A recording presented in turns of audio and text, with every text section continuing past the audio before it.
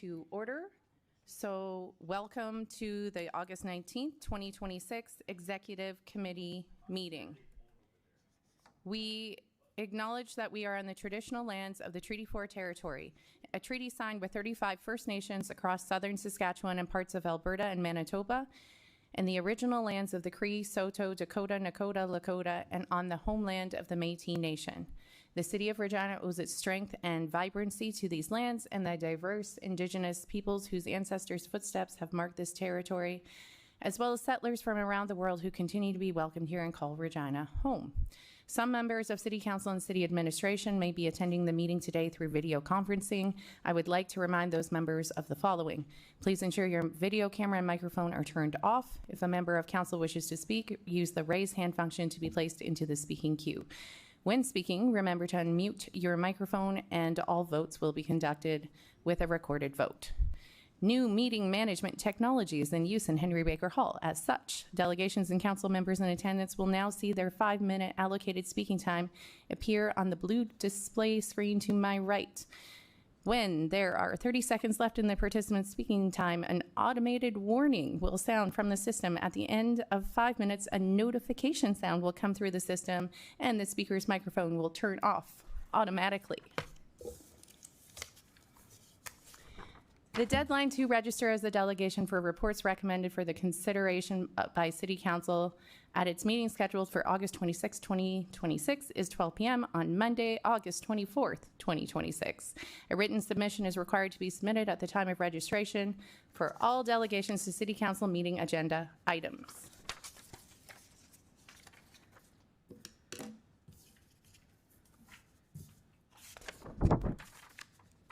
Can I have someone move a motion to approve the agenda at the call of the chair with the addition of the registered list of delegations?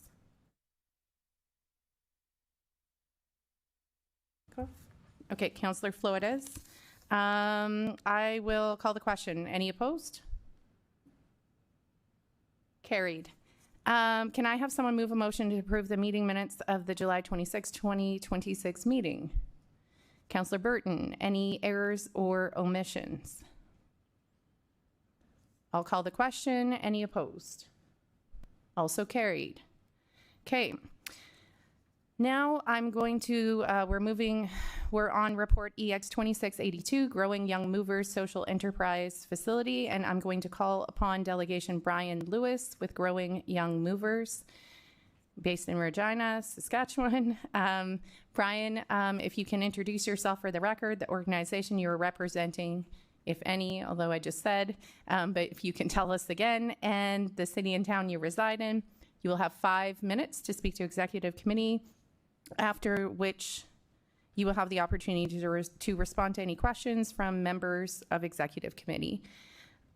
And so you can go ahead whenever you're ready. Let's make sure your mic is turned on. I haven't done this yet, so bear with me. Okay, someone help me. Please go ahead. Good morning, everyone. That seems to be working. My name is Brian Lewis, again, representing Growing Young Movers. I reside in Regina, Saskatchewan, and happy to be here to speak for a few moments this morning. Now that we're on a clock, I'm feeling the pressure a bit more, but I don't have a complete script. I just want to highlight a few things based on the work we're doing in North Central alongside a lot of young people, and just come here to speak on behalf of the young folks that work in our organization, and to also to give some thanks to city employees and the work that's being done by the folks in administration to allow these young folks to have the opportunities. The biggest thing about our organization is providing opportunities. And we've been doing that for 14 years. In North Central, we started very small and modest with a youth development side of our organization that continues to grow. And we do a lot of great work in the center, providing programming for youth, providing work opportunities, first work opportunities for young people at Scott Collegiate who can use that income for various ways to sustain and maintain and grow in the community they love of North Central. Also, a big part of our work is getting young people through high school, but that's not our finish line. And the longer we've worked, the more we know that's not our finish line. And I guess that's what's helped us think about what can happen next. And working with Bill Nair and folks in city administration and, this land bank that's come to be in the, early stages in Regina, we had an opportunity to take on some work as a social enterprise. And it's been unbelievable. It's been a lot of work, obviously, getting that all happening. But as we speak, I have young people that went to Scott Collegiate, worked with us in our youth development when they were 16, 17, 18, now fully employed with Growing Young Movers, working in North Central. As I thought about the land bank and we thought about the opportunities, I've also know from my experience working with young people that they have a lot of barriers and a lot of concerns around their living conditions, like many in this city. And at 17, 18, 19, you shouldn't be worried about where you're going to live next month or who you're going to be staying with or if they can find a safer place to live. And it got us thinking about this notion of perhaps being a small piece in the puzzle of helping find more sustainable, safe housing for young people, specifically the young folks that work with our organization. So we want to be able to renovate some homes that become the property of the city through the land trust. And we want the opportunity to pilot a first home.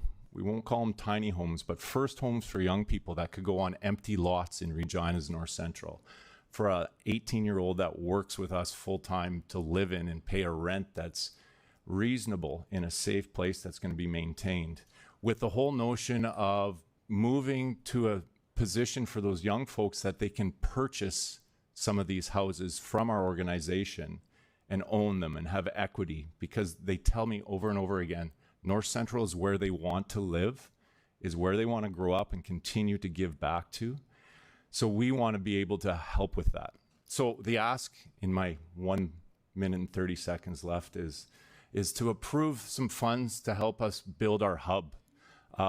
We've worked really hard with folks from the provincial government and city administration to find a way to get some land close to the center, right in North Central. 12-block Retellic, a beautiful big piece of land that imagine could be a place where young people travel to in the morning, they meet, they discuss what they're going to do that day, and then they go out into North Central, the community they love, the community they live in, and they do good work in it. That message is so strong. The building is necessary. We're working out of C-cans right now, and we're good with that. Like, these boys that are working the crew right now today, they would never complain about that. But they deserve to have a place where we can start fabricating these first homes, perhaps, and we can have our tools and we can have all the equipment we need in a safe space. And the messaging 30 that will seconds bring. remaining. Wow, that's intense. The messaging that will bring to the entire community of Regina. Our trucks are all logoed. I drove one here today intentionally because I want everyone to know what those young people are doing, because they deserve that. And I thank city administration for their efforts and the support of the city for GYM over the past number of years and moving forward. Thank you. 1 second. Thank you. That was perfect timing. I think it's meant to be a gentle reminder, but yes, it feels a little intense. So I do see some questions already, and I'll have some too, but we'll go to Councillor Flores first. Okay, stand by, learning the technology. There we go. Please go ahead, Councillor Flores. Thank you, through you, Chair. Good morning. Thank you so much for that presentation, and thank you for all the work that you do. It is very impactful in the community, so I'm really grateful for that. Could you please tell us a bit more, and for folks at home that might not be too familiar with, a bit more about the Building Collectives Hub? What is it, and the impact that it can have in the community? Thanks for the question. So the hub, as you know, Building Futures Collective was the name the young folks came up with. As many of you would know, we have an advisory group of young people called North Central Strong. All our vehicles now have North Central Strong on our vehicles, because everything we think about comes from the young people. I didn't just imagine, let's make a hub.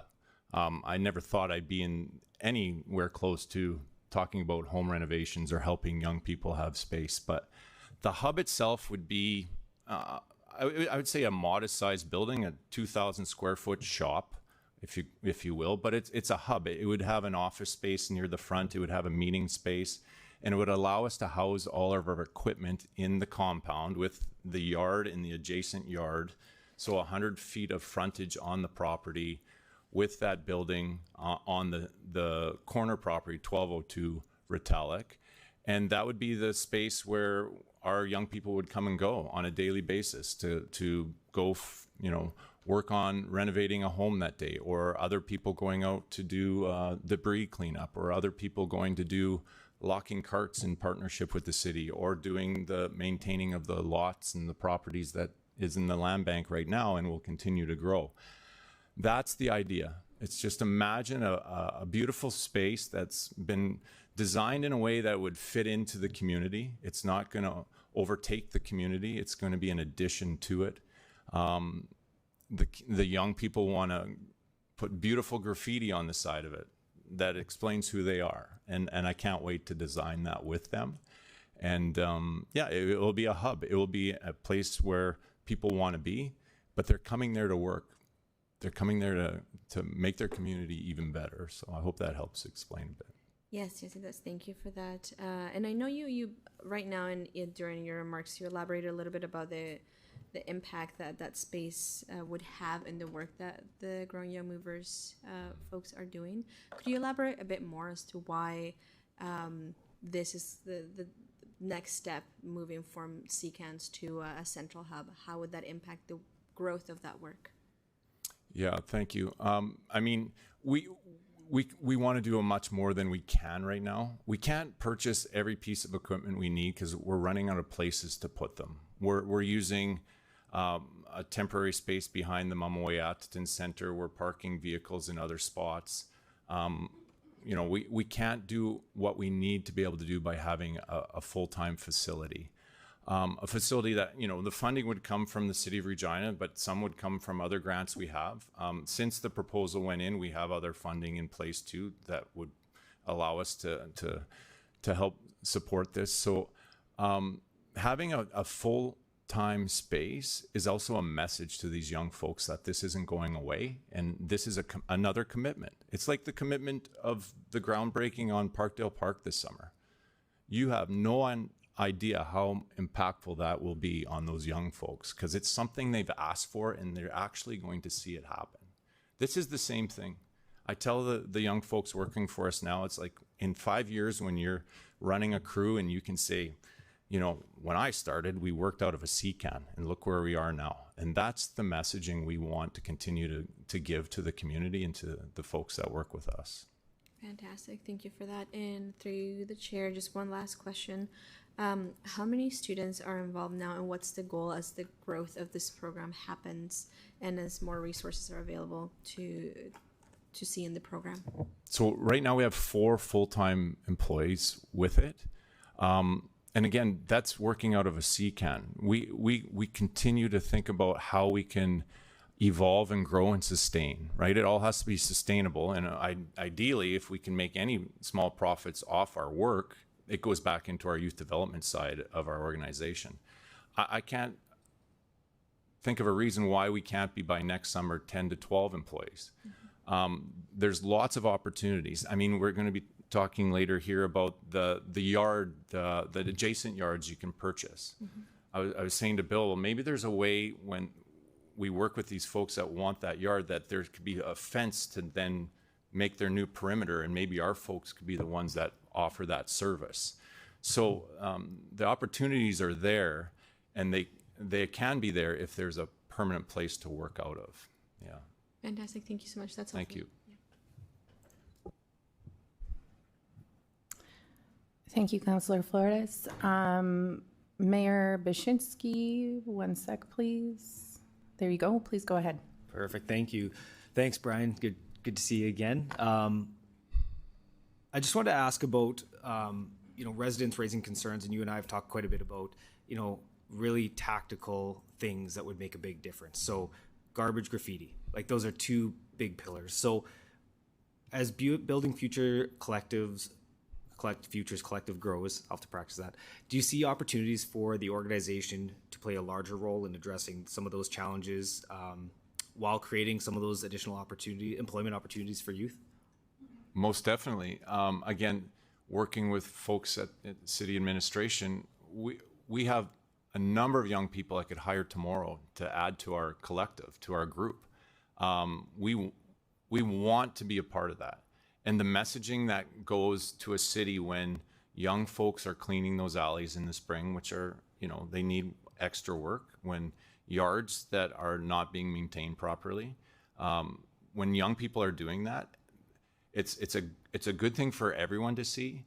It's even greater thing for those young folks to do because of their sense of pride in their community. And even, this morning, CBC Morning Radio had two of our young boys talking on the radio. And you can't understand their faces because you can't see them, but I was standing right there as they were speaking, and they were so proud to be doing that. So the more work we can do, the better. And the more work that can be done in the community by the folks that live in the community, the dollars stay in there, their wages are going back into their community. There's a lot of work to be done. We're one small part of it. There's a lot of work to be done. Absolutely. And so with that, kind of building on that, how do you see BFC Hub, kind of that hub, contributing to the broader neighborhood renewal and revitalization efforts in North Central? So like the things we just mentioned, we can take on more of those roles.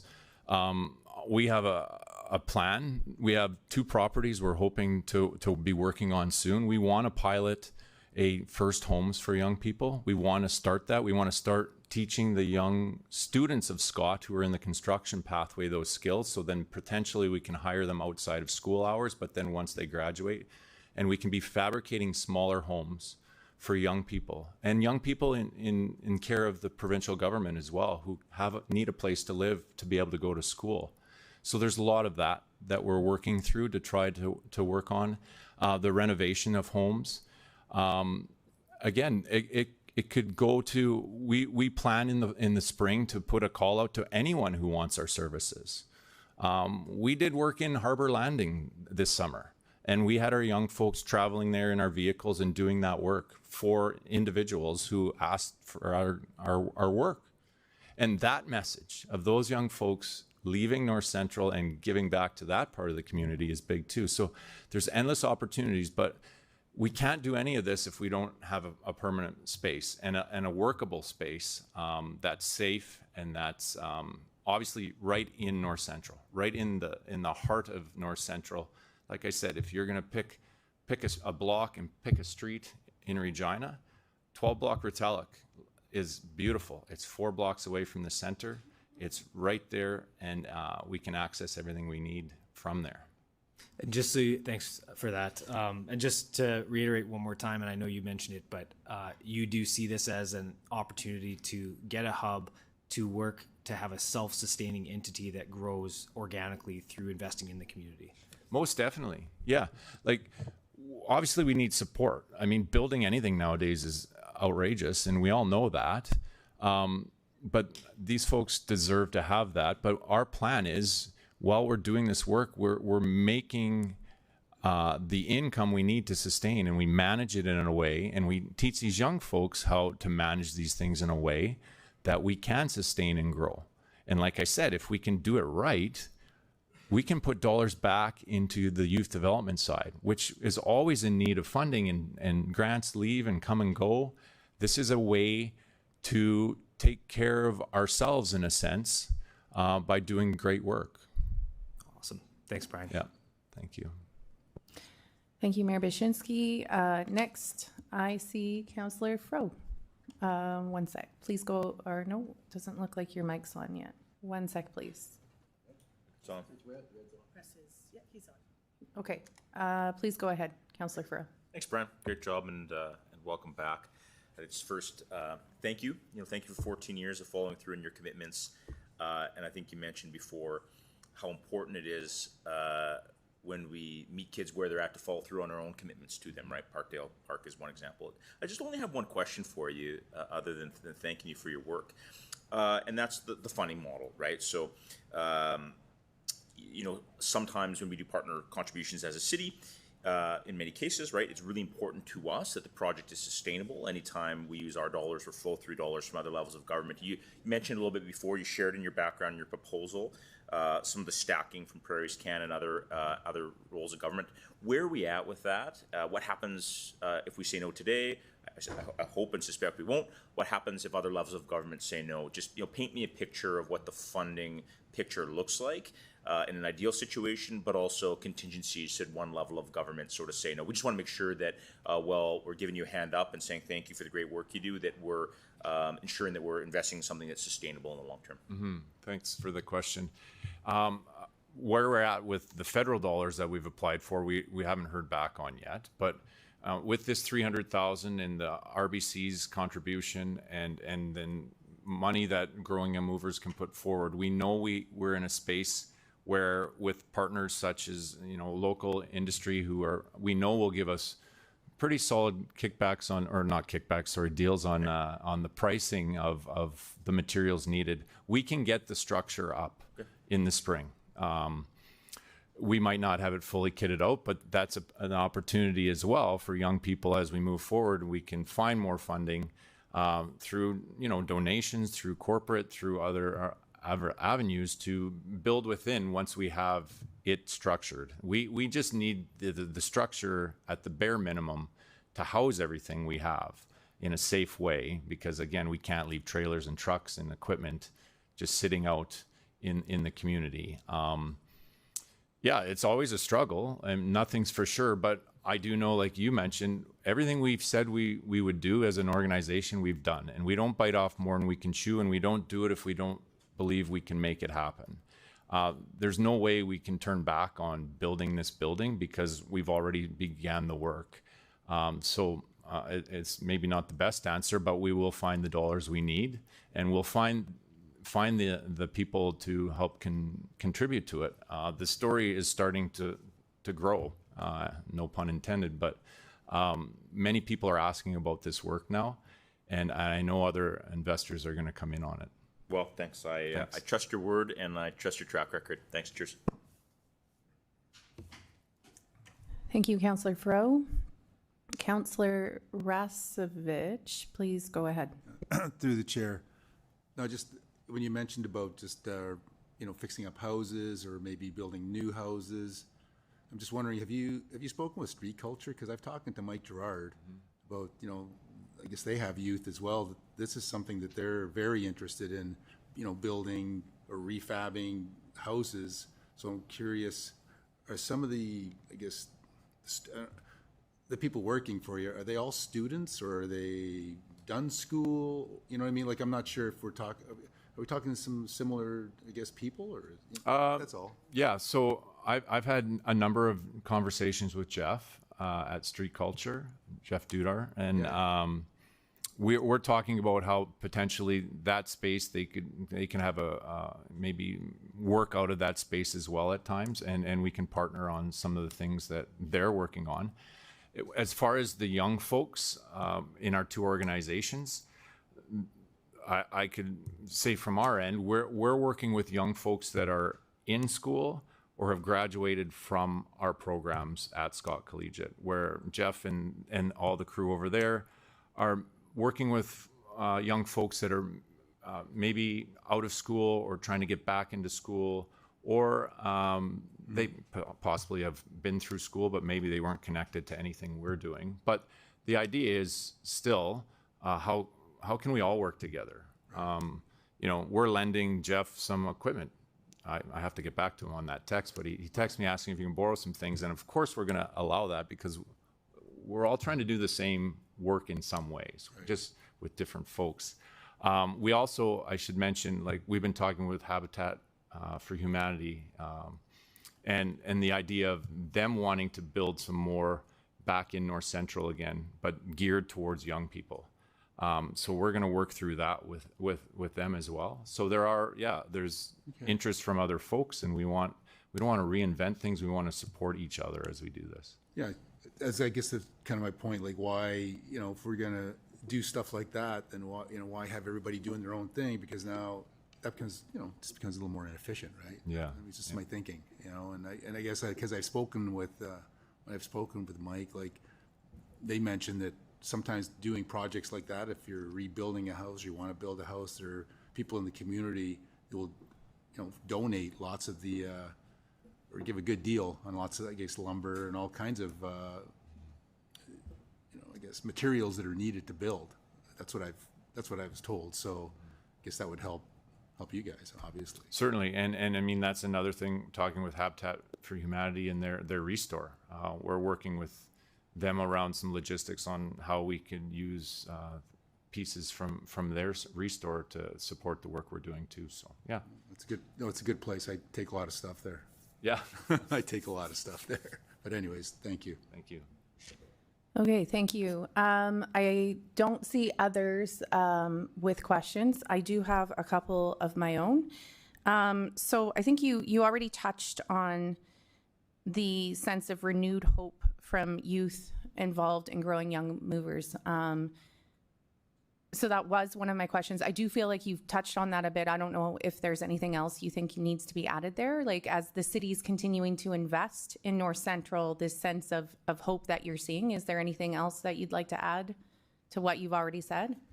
I mean, it's just that these young people truly believe, like they believe things are changing, and they truly believe the city's listening now. Okay. They do. There was folks out not too long ago that walked with some of our North Central crew. They know city administration people's names, and they know them by name, and they know them not just, oh, that's a city official. They know each other. Yeah. They know that the city admin, and I believe they know the city cares. They really do, because they're seeing a park starting. They're seeing, they'll see this.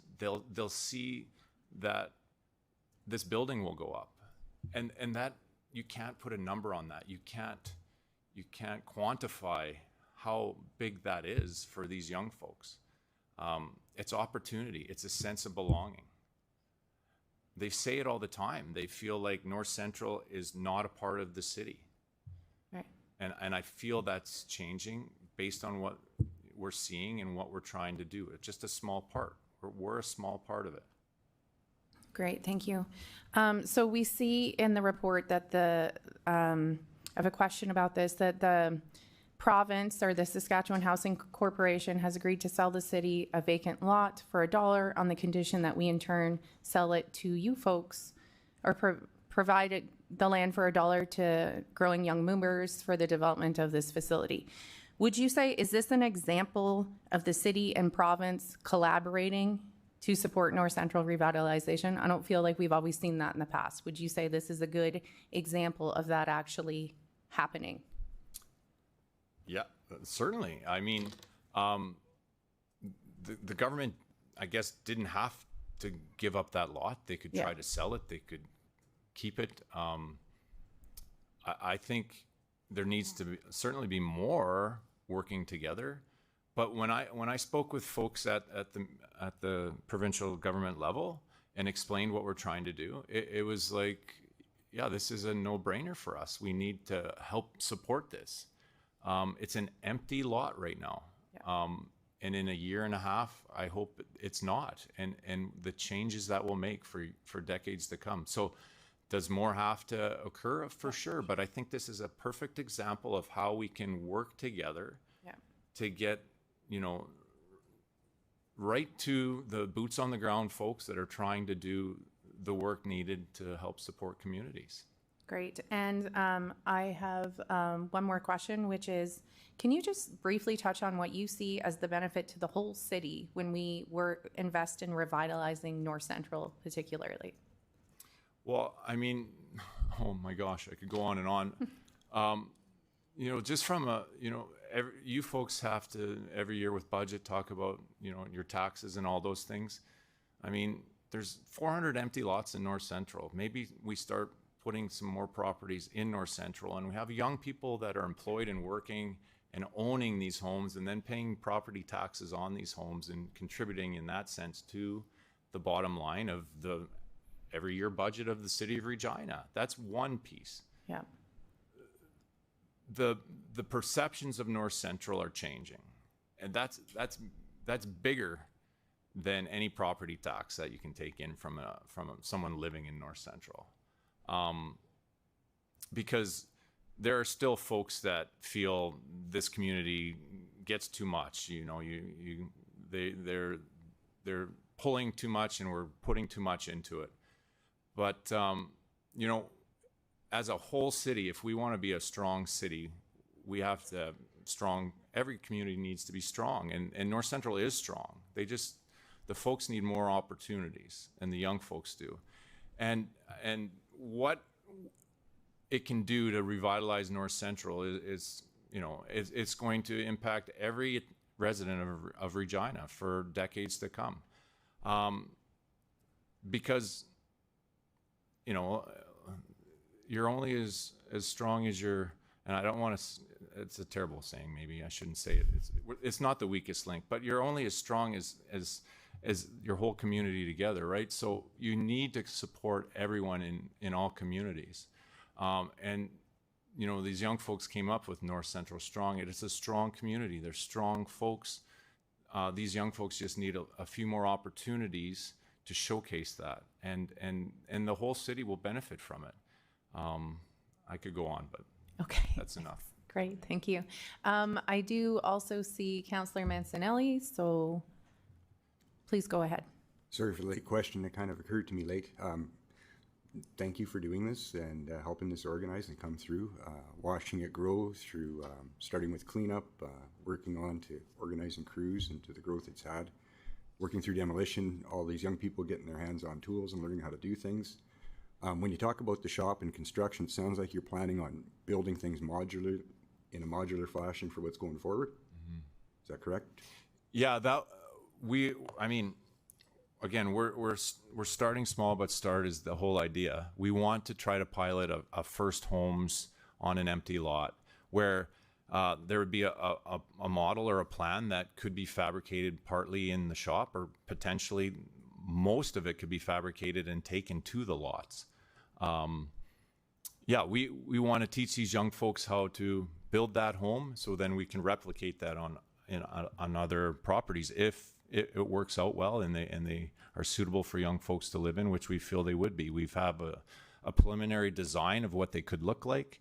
But yeah, the idea would be fabrication could happen in this space as well. Yeah. Excellent idea. I just wanted to ask, trade certification for these young people. They're putting all this effort in, they're learning all these skills. Are they aligned to be certified to start collecting trade hours and have that logged and put through for a career? So yeah, we're working through that as well. We have a full-time employee hired that is a journey person carpenter who can sign off on hours for young folks who want to go through the trades, and we're continuing to work on how that could look for young folks. We have one working this summer who's, you know, planning on moving into some more schooling in the fall, and they can work part-time with us and eventually maybe do some of their journey hours through apprenticeship hours through us. So yeah, that was an important piece to have that hire of a Red Seal journey person to oversee everything we're doing. So we're doing it right, and the young folks are learning the right way to do this work. Yeah, sorry for the late question. I knew you'd have that answer, but so appreciate what you're doing and thinking of rebuilding North Central and careers and everything. It's, yeah, thank you. Thank you.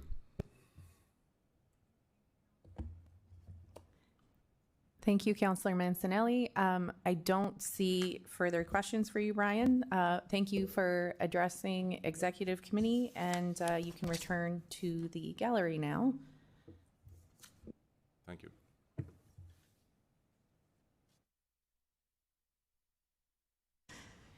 We will now consider the report for this item. So that's EX 2682, Growing Young Movers Social Enterprise Facility. And I'm going to ask Deputy City Manager for Planning and Community Development, Deborah Bryden to introduce the report.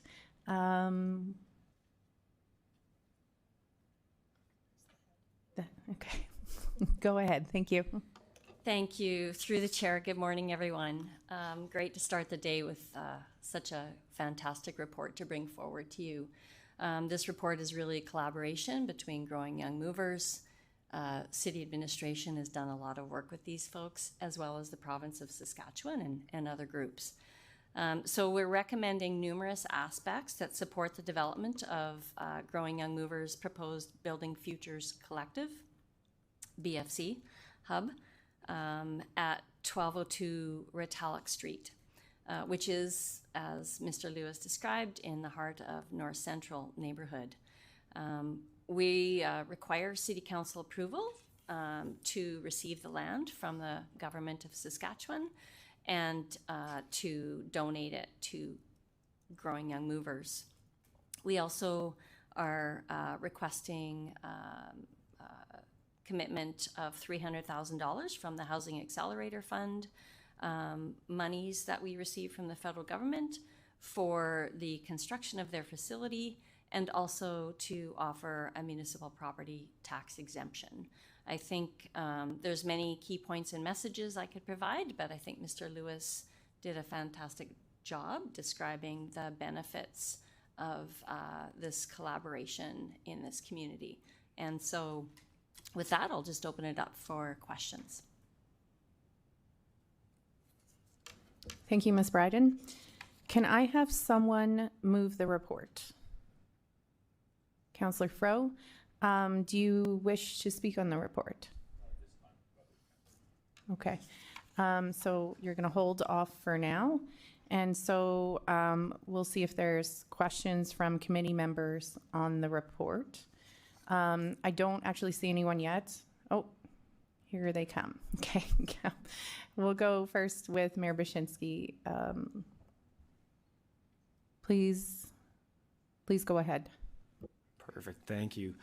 Through the chair, yeah, couldn't agree more. This is a massive positive report, huge step to working with Growing Young Movers. And in my experience in working with Brian and the youth and all of those folks in and around supporting them, this is incredible work. And I think one of the things I just want to say is I think this is the kind of the momentum of a framework where the city can't do this all on their own. And I think we need to see how community members, they want to see their communities thrive. And I think this is a pristine example of community looking after community and how we can, in a very tactical and I think reasonable way, support that. So I think there's a massively huge upside to supporting this and what we're going to see as an outcome from that. With that, just a couple questions. So just for administration, can you maybe speak to how the Building Futures Collective proposal aligns with the broader vision of North Central revitalization? Thank you through the chair. So I'll refer that question actually to Ms. Dawson.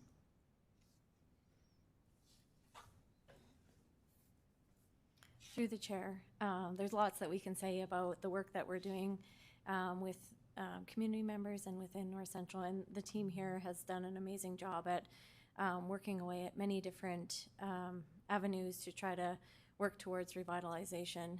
Starting with the motion that was passed in the summer of 2024, we've been working away at that, and then really utilizing some of the advantage that we've had through the Housing Accelerator Fund to put funds towards programs and implement different type of work that we've never done before as a city.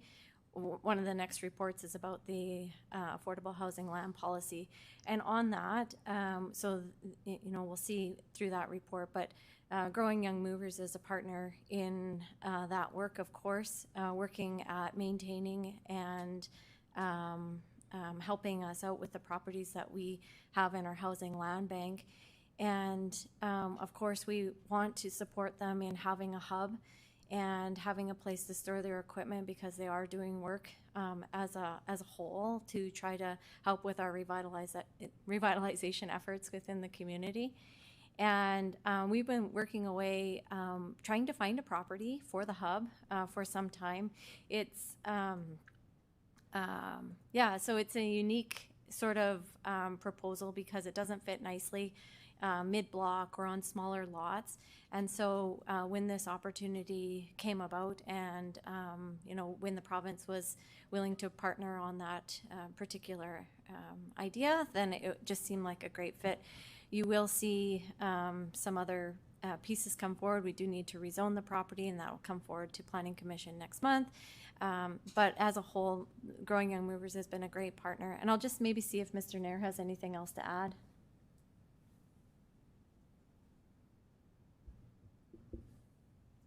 Yes, through the chair. In fact, they are a very critical part of the work. Just recently, we've had an opportunity to spend some time with them in further engagement, and when we talk about the larger plan within North Central and the revitalization. They provide a lived experience that is so valuable, and they've helped us look at the city and life in North Central from a perspective that we just couldn't gain. And their commitment to the work, to building a stronger and better community is incredible, and will be a big part of all the work going forward. They are tremendous partners in all of this work. Great, thank you for that. Can you just speak to how many properties are currently held within the Affordable Housing Land Bank, and then how Growing Young Movers Maintenance Program supports that program? And if that's something, I don't want to cross too many reports, but if just because we have Brian here right now. Ms. Bryden? Thank you for that question. So I don't know the actual number. It keeps going up. So I'll refer that question to Ms. Dawson. Yeah, thank you.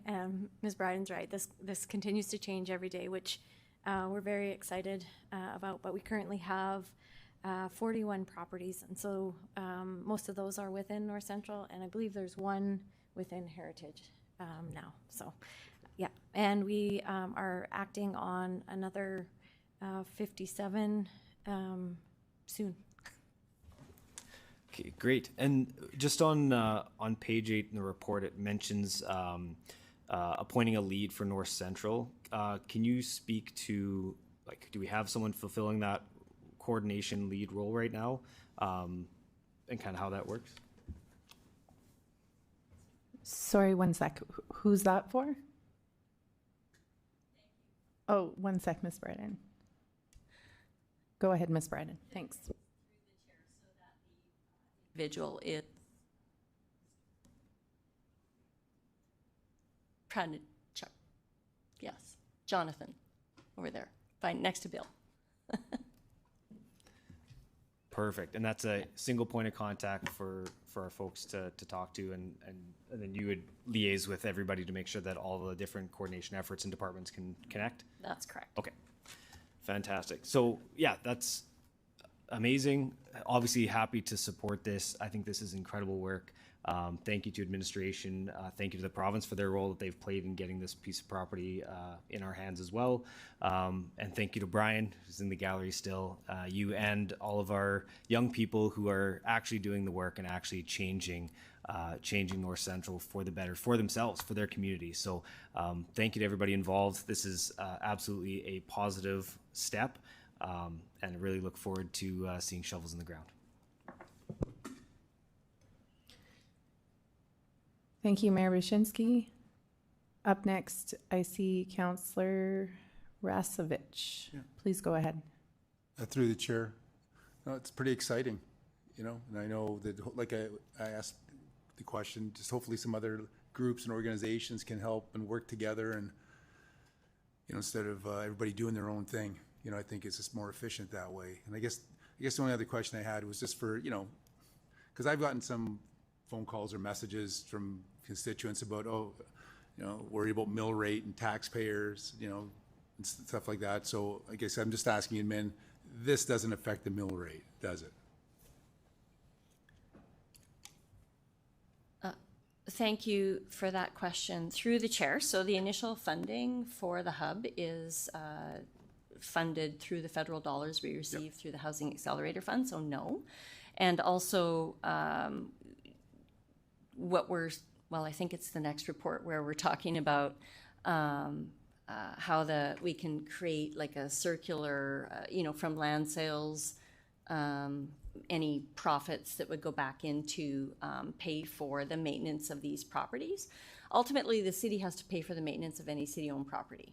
And so if we can find a way to sell land and profit from the sales and, keep that funding in circulation, then it doesn't impact the mill rate at all.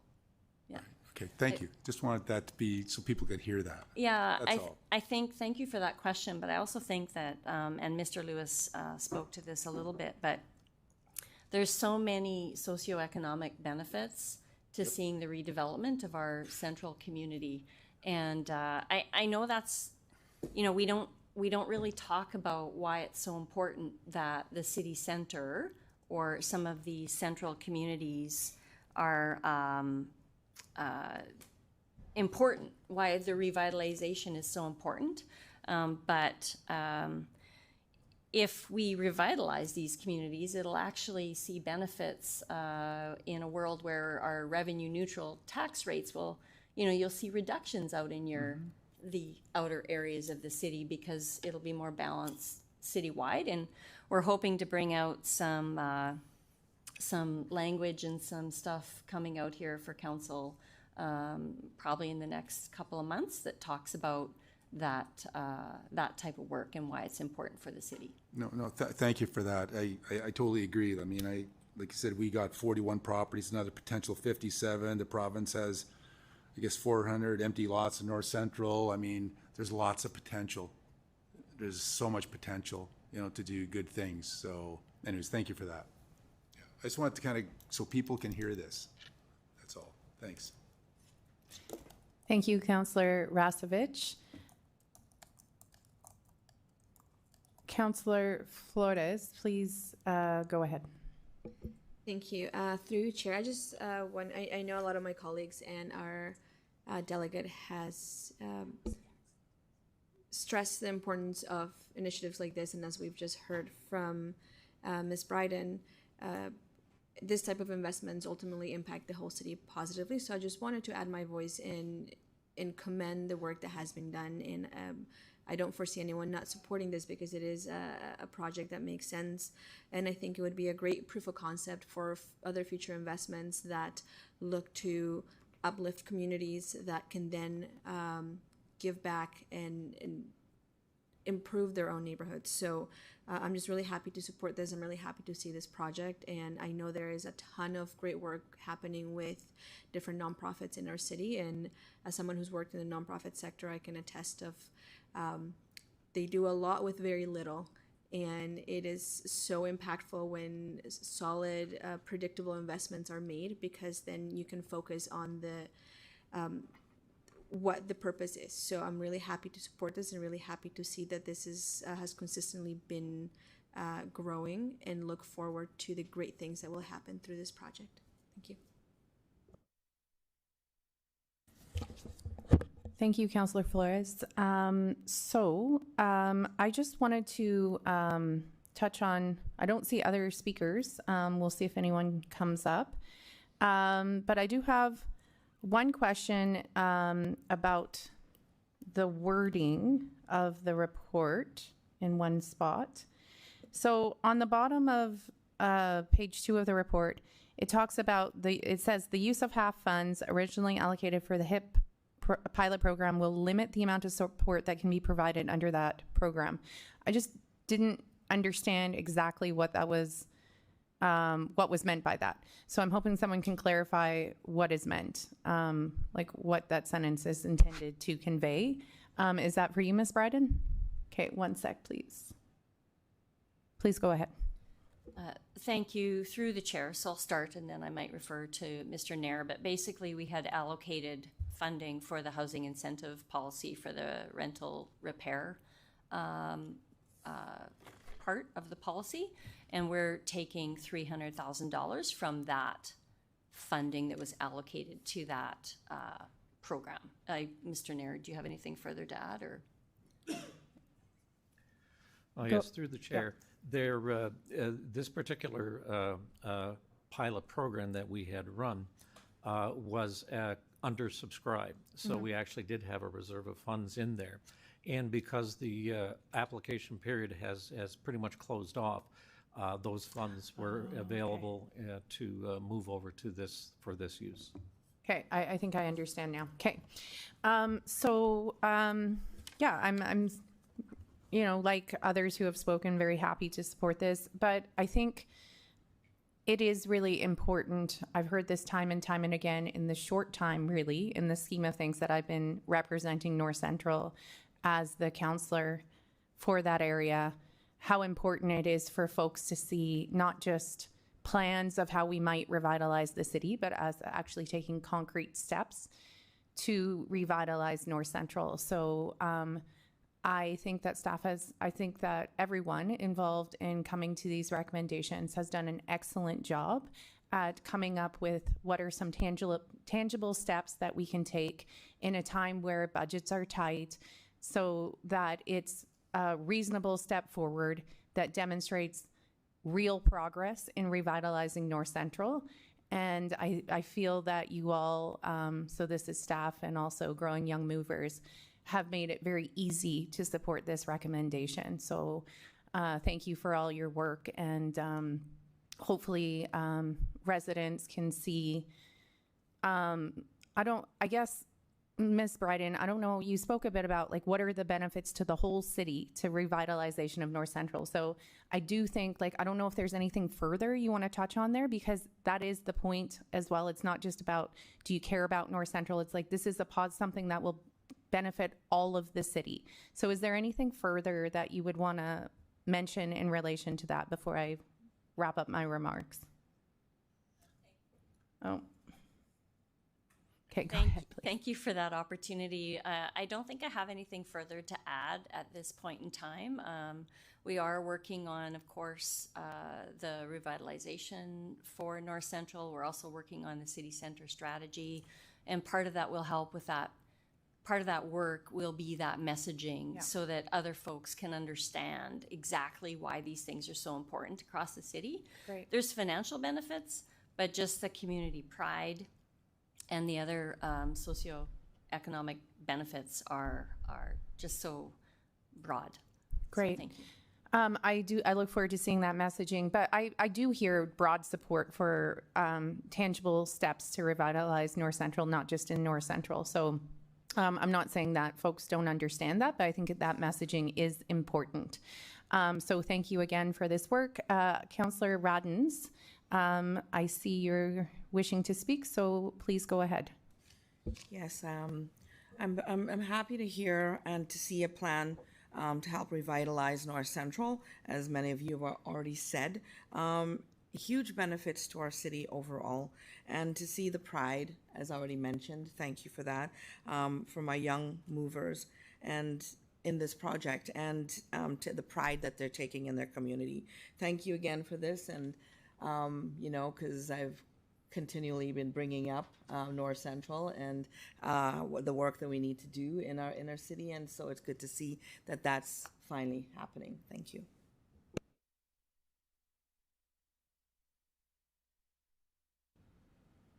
Thank you, Councillor Radens. I don't see anyone further. Councillor Fro will have the opportunity to close debate, but just making sure. I don't see anyone else interested in speaking. Councillor Fro, would you like to close? Yeah, I think I want to reiterate my thanks to staff.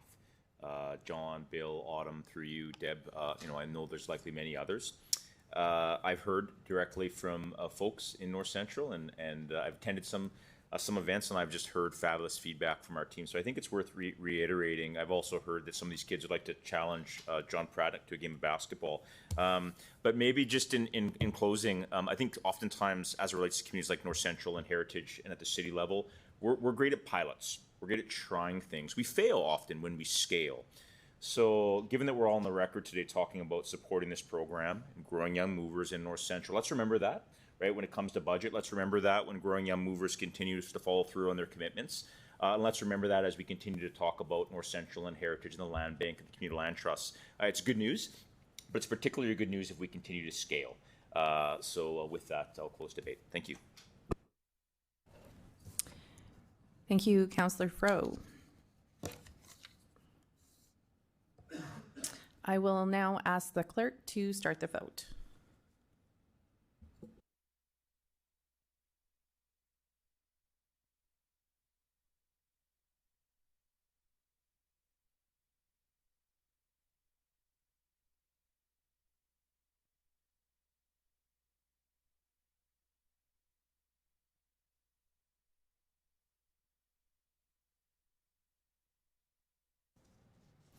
Through you, Deputy Mayor, the motion is carried unanimously.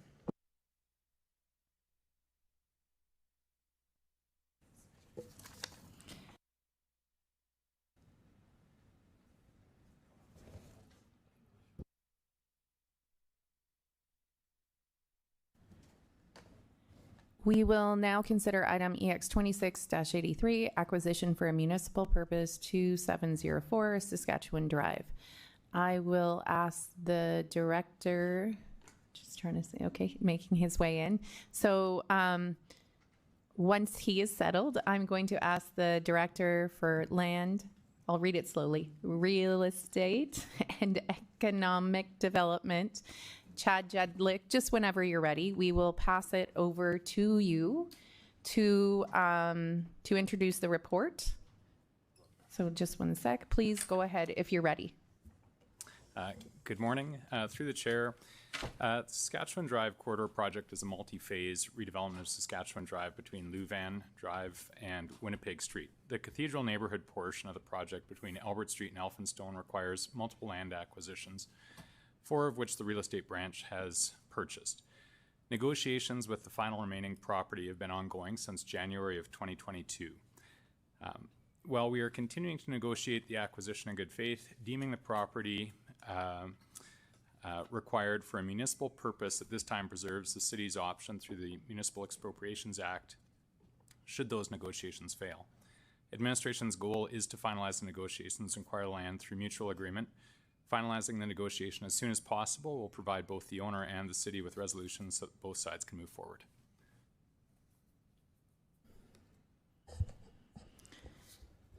Thank you, Mr. Jedlick. Can I have someone move the report? Mayor Bashinsky, would you like to speak to the report? Sorry, just one sec, please. Please go ahead. Perfect. Thank you. Through the chair.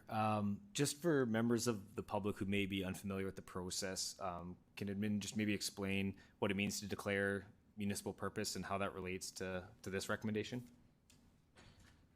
Who would like to take that? Mr. Jedlick? Through the chair, I'll start out, and then if legal has anything to add, they can also provide that information. But the Municipal Expropriations Act is a legislative process through the province that has very explicit steps in it. It's not something that the city utilizes very often. The last time that we did was 2001. But it is a step-by-step process. And the first step in that process is having council acknowledge that the land is required for a specific municipal purpose, which in this case would be the widening of Saskatchewan Drive. And I guess I could have prefaced it, but my intention, just to clarify, was so this has been a long planned process in the making. A lot of work has been done over many years for this particular project, just to clarify. Ms. Bryden, you're wishing to speak? Okay. Please go ahead. Thank you. Through the chair, yes, that is correct. Perfect. Okay, thank you. That's all.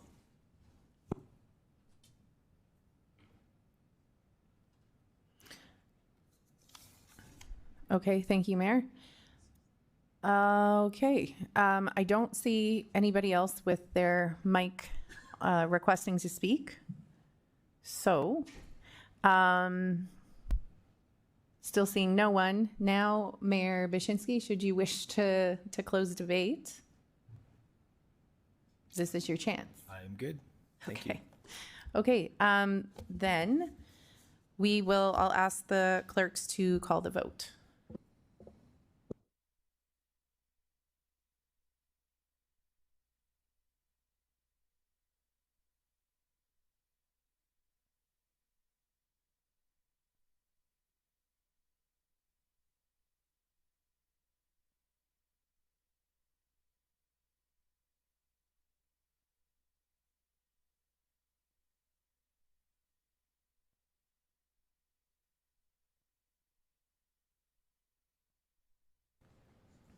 Through you, Deputy Mayor, the motion is carried unanimously.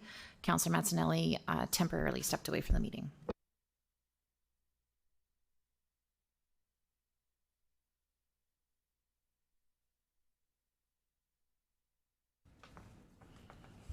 Thank you. We will now consider item EX 26-84, Affordable Housing Land Policy 2026 amendments. And I'm going to ask Deputy City Manager, Planning and Community Development, Deborah Bryden, to introduce the report. Good morning. Thank you. Through the chair. Since the Affordable Housing Land Policy was adopted, we've had several conversations with nonprofits and other service providers. And those conversations have identified some limitations within the existing policy.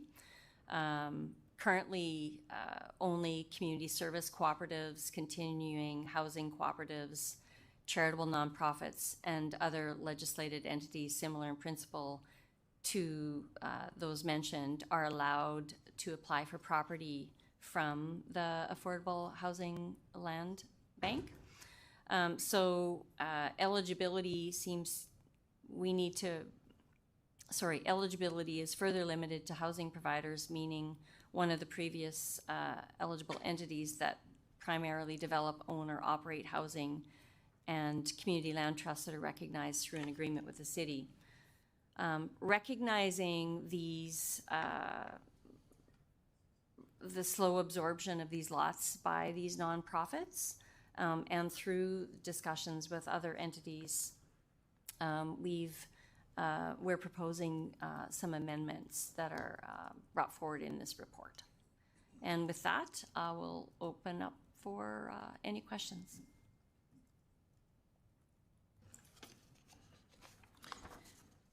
Thank you. Can I have someone move the report? Councillor Flores looks very excited to move this one. So I will, do you wish to speak on it? Okay, I'll pass it over to you. Go ahead, please. Thank you, through your chair. I'd actually like to move this report with an amendment to the report. I believe it should be up.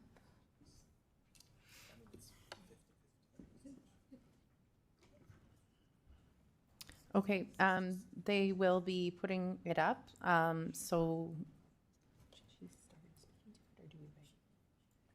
You can speak to it if you'd like. Well,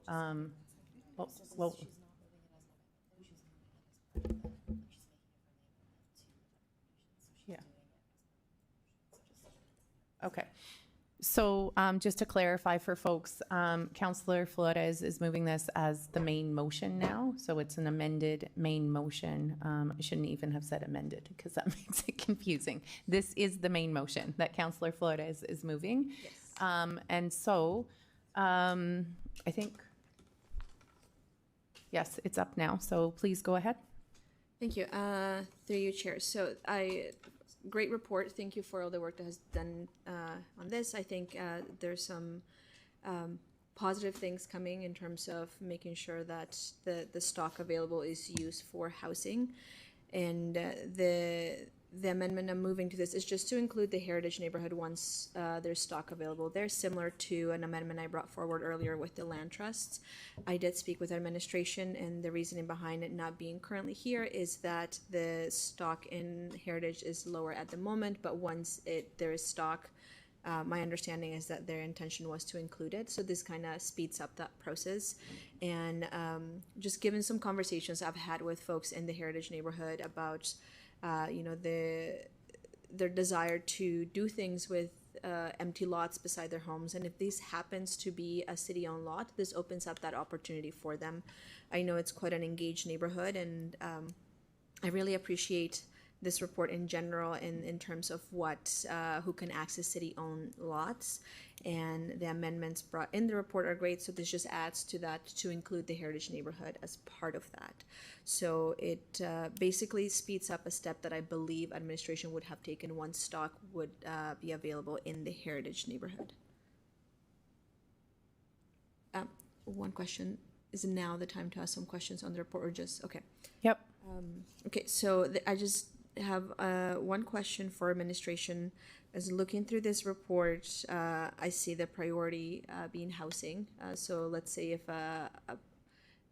now that we are opening this to for-profit developers, how are we going to make sure that affordable housing is prioritized through this? Is that for you, Ms. Bryden?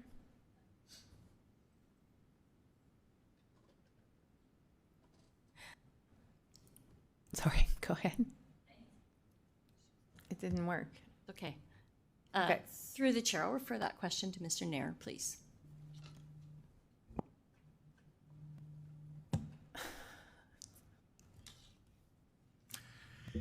Yes, through the chair, and thank you for the question. Yes, Appendix B in the report refers to the priority hierarchy matrix that we've created. And the whole purpose of the matrix is to make sure that our priorities are set with regards to housing. So the first one being the land trust, which we've committed to, with the second tier being the nonprofit housing builders and developers, social enterprises, indigenous governments, and economic development corporations. The third tier is the for-profit builders and looking at the rent-to-own programs. With that, there is also a scoring matrix that has us look at what they're planning to do. So if a property is passed up by the first two tiers and winds to the third tier, then we start looking at their intent, the kind of units that they're putting, and seeing if they fit, in fact, with the overall mandate of the area. So there's a couple of processes we have in place that help to assure that affordable housing is top priority. But if there's an opportunity to build market housing, which actually helps to provide a healthy grounds for a healthy community with diverse housing options for everyone, that we are making sure that their intent is something that fits with the overall plan for the neighborhood. Fantastic. Thank you so much for that. And I realize I should have asked just for confirmation when I added that amendment to the report. Just to confirm that it is the case that Heritage, like once stock is available, it's something that administration would have included in the future. Through the chair, Mr. Nair can speak to that, please. Okay, Mr. Nair. Yes, it was. We're using the North Central as a bit of a proving ground in working through it, because we're already acquiring land in Heritage for the community potential land trusts and other nonprofits. That there was something that we would consider, although the economics in Heritage are slightly different. So as we would potentially look at adding that program, we would have to see how it all fits with the profitability and that. But as noted also, that would be considered Tier 4. So if a land trust or a nonprofit, a builder or a for-profit builder had an interest in the land, they would be the first given the opportunity. Fantastic. Thank you. That's all for me for now.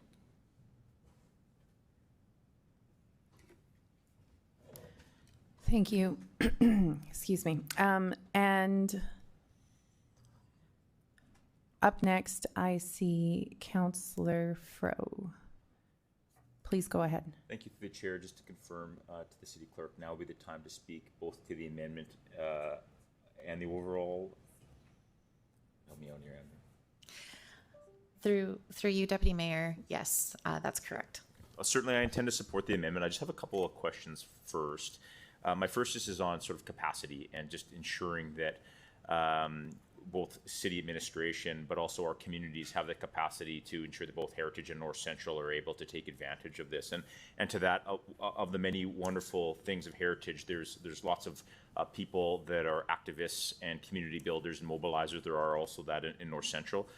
Just wanting to hear from administration as to ensure that we have the capacity to deliver for both of these communities. That would be my first question. Apologies. Is that for? Oh, actually, I'm going to take this moment to just say that when administration, when you touch your buttons, it's you're canceling your speaking requests. So you shouldn't need to touch your buttons at all, because we've had some confusion where I've been trying to turn your microphone off and it's inadvertently been turned. Anyway, is that for Mr. Nair or Ms. Bryden? Okay, Mr. Nair, please go ahead. Yes, through the chair. North Central and Heritage, while similar in some ways, are actually very different communities. Heritage is a community that's already seen a little bit of revitalization, sort of from the natural growth of the market. So Heritage, it is a slower process to acquire land, just because there actually is demand for the properties in there. So our first priority for Heritage is to make sure that we have lands that will be able to support a community land trust. And we want to make sure that there's inventory for them to carry out their work and then kind of go forward with it. North Central, a completely different scenario by which, as has been mentioned many times before, there are a lot of vacant land and properties in the neighborhood. So the capacity to take those on is going to be an all hands on deck, thus the desire to make this program available to more. But definitely we will have the capacity to make these programs roll out. We are also being very cautious when you consider that the number of properties potentially in the North Central neighborhood are so many that we want to make sure that we take them on in a responsible manner, that we are able to administer and carry out the program in a method that is responsive. And so we are being very cautious of what our capacity is, and also the capacity of those who would potentially be involved with the program. And so we are making adjustments as we go through to make sure that we have the best chance of success with the program in both communities. Yeah, thank you, Bill. Through the chair, I appreciate that. My next question, I think, relates to the various tools we have in our toolbox, understanding that the goal is undoubtedly community revitalization, and that's a holistic goal that includes many things, ranging from employment to public safety to housing, certainly housing as a core foundation. I understand from speaking with you that we need to be mindful of communities' capacity and the fact that we need to get many houses up. So my question relates in this case to the community land trust, understanding and respecting and agreeing that we need many tools to get homes built. Some of the best practices around North America with land trusts are grassroots engagement, and we should not and cannot be expected to do that work. But very often successful land trusts coincide with some capacity building, both financial and organization. And to that extent, maybe can you remind Council what we're doing as a city and who we're working with to build capacity, as opposed to leaving the community on its own accord to create their land trust? And finally, acknowledging that we can't expect the land trust to build sort of hundreds of homes at once. It's an iterative process, but something we've committed to, and I think everyone around this council supported. So maybe remind us of what we're doing to that effect, please. Ms. Bryden? Thank you. Through the chair, Mr. Nair could speak to this. Yeah.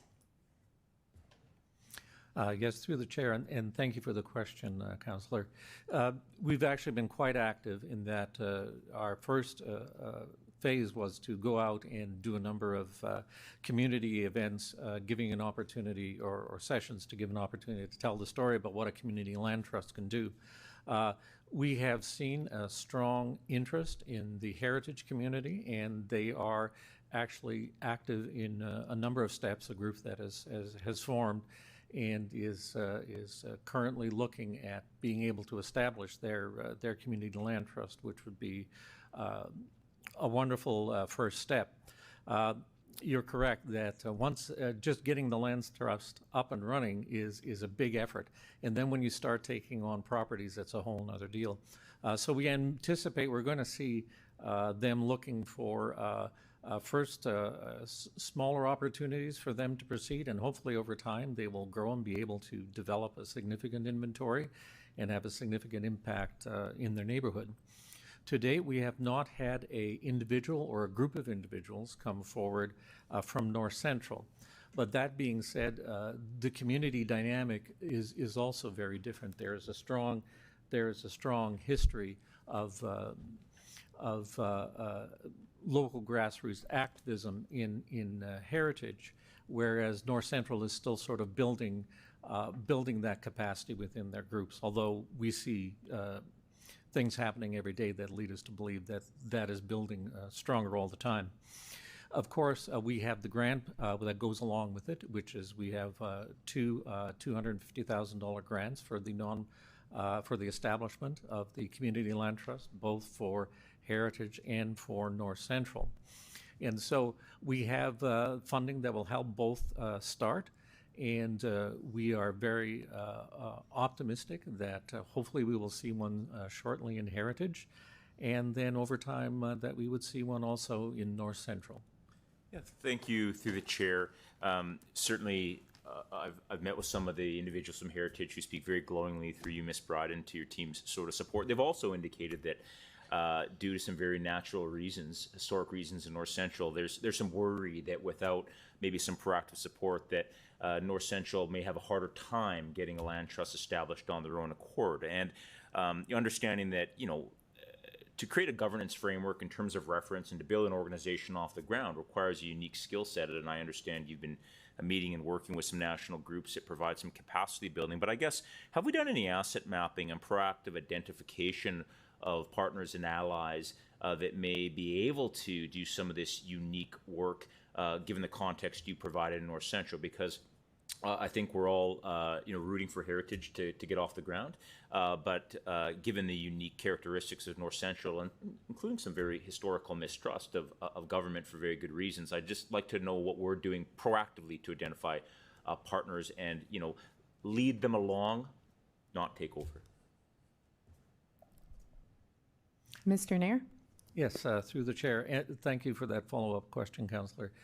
We've been looking at potential organizations that might want to look at that as an expanded role for their organization.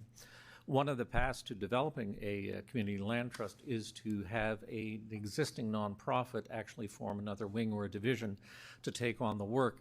And there are definitely a couple that potentially could. And so we're keeping an eye on those who might be potential partners. We're talking to our friends at the national office with the land trust and seeing if there are other methods that we can utilize. But definitely it is something that we are proactively looking at and seeing if there are ways that we can help for them to sort of organically develop. But we will definitely continue on looking at ways that we can either help an existing organization establish maybe another wing to do the work, or to see if there is a way that we can help bring people with like-minded interests together to look at potentially establishing something. So we're looking at everything from mentorship to other potential ways of helping them develop one. That's great. Thank you through the chair. If I recall correctly, I think this was another item where we had unanimous sort of support amongst council. So I think that speaks to both the need and the importance of the work. Just a couple more quick questions. Do we feel currently that we have adequate capacity and resources to do this work? Ms. Bryden? Sorry, one sec. Please go ahead.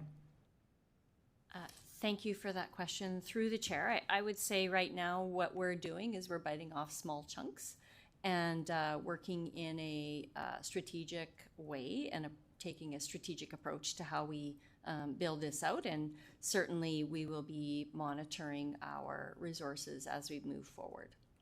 Thank you. And I guess to that effect, understanding that we need multiple tools when we talk about biting things off in small chunks. I guess my last question is sort of the geographic focus, right? So as I understand it, amongst the many best practices is instead of taking a shotgun approach to identifying lots, that sometimes we geographically cluster amongst existing community resources or for a variety of reasons focus on certain blocks or certain parcels, in this case within North Central.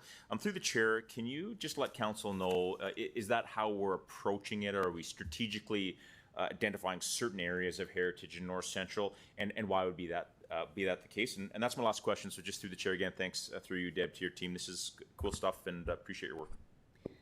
Again, thank you very much for that question. And absolutely, we are taking that strategic approach. I'm going to refer that question to Ms. Dawson to maybe describe exactly how we're looking at different properties and how we're clustering our purchases or our properties.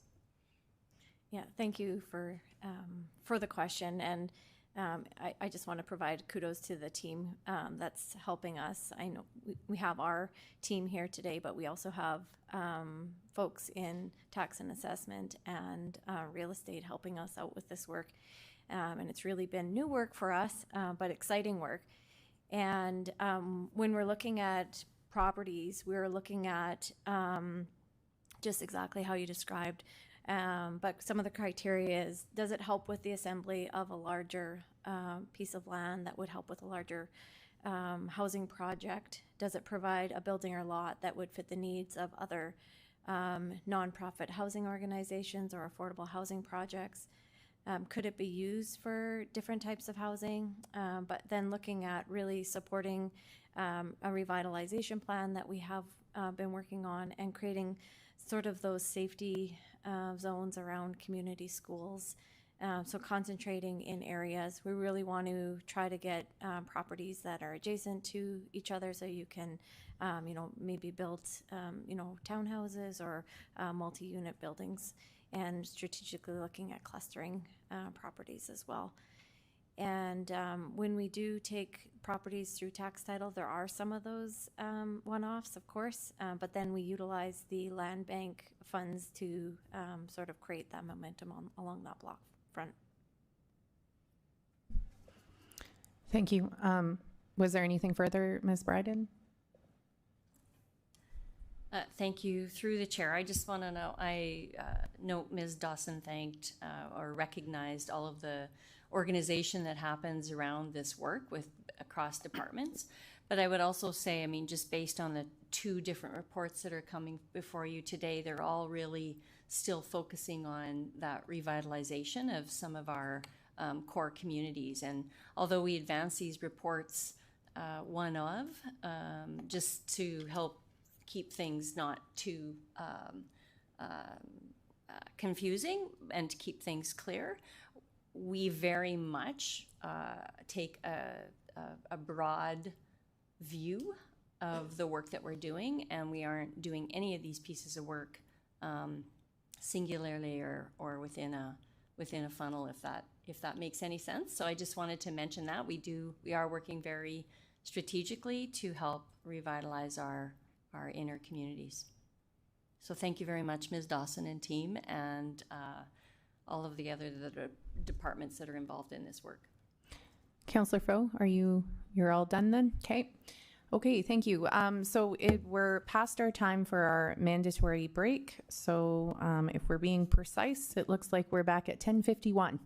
Thanks.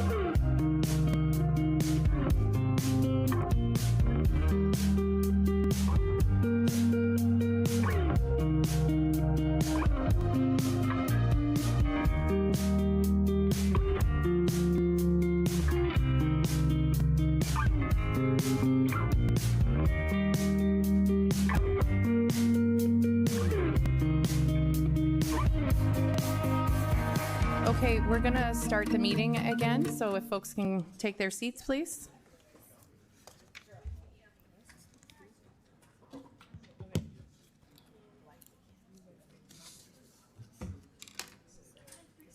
So as a reminder of where we were at, we just wrapped up questions from Councillor Fro, and we do have a couple of folks still in the queue.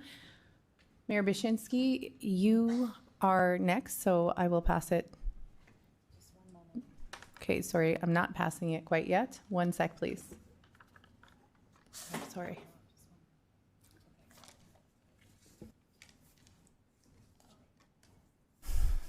Mayor Bashinsky, please go ahead. Okay, I have been passed to. It's been passed to me. It has officially been passed to you, sir. Thank you. Thanks. Through the chair. Yeah, thanks for the report and all the work that's been done. Thank you to the staff. This is great. I have a specific example of where I've met with some residents in North Central that were looking for an opportunity to actually acquire adjacent property, and the goal was to create a community space for their block, as an example. Like I love seeing the matrix and really ranking it by community need, and there's definitely an appetite from community members to take advantage of some of these amendments. So super happy to see that. One thing I wanted to maybe ask about, and I know Mr. Naird mentioned it, just about some of the partnerships that we're looking at, or kind of keeping our eye on. I think is there a point where we decide as a city what services we are or are not going to provide, or where we see a community partnership is the path forward? Because I think the one thing I'm a little cautious of is, conversations are great, but I think community is really looking at us as a city to take the lead in saying, here's where the line for the city ends and we're going to support, and the community, we're looking for them to create that, new wing of their organization or otherwise. So just wondering if you have any comments on, is there a time frame or an idea around what that would look like, to just really put a pin in what do we see as the city's role, and what do we see as where we really would love to partner with community groups to fill the, another piece of this. Sorry, 1 sec, please. Go ahead, Ms. Bryden. Thanks. Through the chair, I will refer that question to Ms. Dawson, please. Thanks for the question. And I think it's a little bit outside of the scope of the affordable housing land policy, because that policy is pretty clear in terms of what our role is in purchasing and disposing of land. What we're here today asking for is some changes to how we dispose of land, and then some other tools, I guess, for our toolbox on how we manage that housing land bank. But to your question, if there is, a way to define the city's role in the revitalization of North Central, we're currently still moving forward with the work that we're doing on the North Central Revitalization Plan and identifying, work to be done. And I think maybe just looking at my colleagues, that might be the tool that we would use to identify where the city has a defined role in participating in that, and where we would, look to community partners to support us in that revitalization work. No, that sounds great. Thank you. And not meaning to expand the scope of the report, but definitely all of these elements play into the North Central revitalization. So thanks for that. One more question just around, can you just speak to the increase of the threshold from $60,000 to $100,000? I'm assuming it's a good thing in terms of what we project to see in the area, but I just thought it'd be good to kind of define out what that's all about. Through the chair. Ms. Dawson? Yeah, through you, Chair. It's just a little bit more flexibility as we get larger lots or more lots along a block face. The value of those properties increase, and we want to be able to move those more quickly without having to come back to council for every opportunity. Perfect. That's what I assumed from what I read, but I thought it was good for just to lay it out for everybody to see the numbers that way. So thank you for that. Thanks again to the whole team. Again, happy to support this. Happy to support it as amended. I think it's important to include that in there to give, again, flexibility. Hearing that administration had heritage on the radar as well, with some different considerations, but I think this just lets us move more quickly and more nimbly forward on this initiative. So thank you again to everybody who's worked on this. I think this is a great opportunity to give us some more tools in the toolbox in all the work that you guys are doing. So thanks again. Thank you, Mayor Bashinsky. Councillor Rasevich, please go ahead. Through the chair. So, Mr. Nair, can you hear it say that Heritage and North Central kind of different markets? I heard you mention that. Can you expand on that? Mr. Nair? Yes, through the chair. They are in terms of property values for sure. Currently, we can purchase a 25-foot lot in North Central, what would be purchasing of a lot in the heritage community. So the mathematics are a little bit different. The economics are a little different. And there also is a stronger demand already that we've seen from developers into the heritage neighborhood. So there is more of a market interest that is there that doesn't exist in the North Central community for now. Okay, so I guess this amendment, do you think it would come into place, really? If the fact there's a more demand and, I guess the market value is different? Like, because I guess what we're talking about here is giving lots away for $500? Yes, through the chair. It will take some time just because pardon me, we don't have as many properties and it's harder to acquire properties in the heritage neighborhood. So it would take some time before that would come into effect. But there also would have to be some adaptations to the program, recognizing that there are two very different characteristics to the neighborhood. So there would probably have to be some modification to the amount that they're sold with. But it's one of those things that time will play out, depending on how the market changes in the neighborhood. We'll see whether that would in fact come into play in the near future. Mm. Do you think that we should stay focused on one area first and see how that goes before we go to another one? Yes, through the chair. We have because of the work that we are currently doing in North Central, we have a strong focus there, but we also have a commitment to the folks who are interested in establishing a community land trust.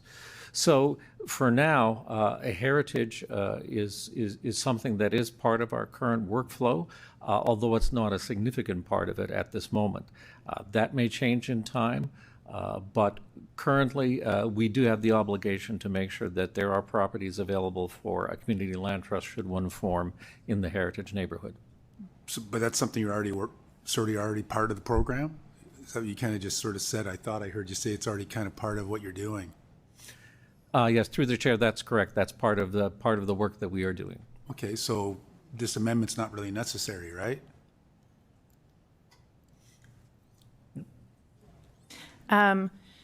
So it looks like, not Councillor Dawson, and Ms. Dawson would like to speak to this. However, just to note, this isn't actually an amendment. Councillor Flores moved this as the main motion. If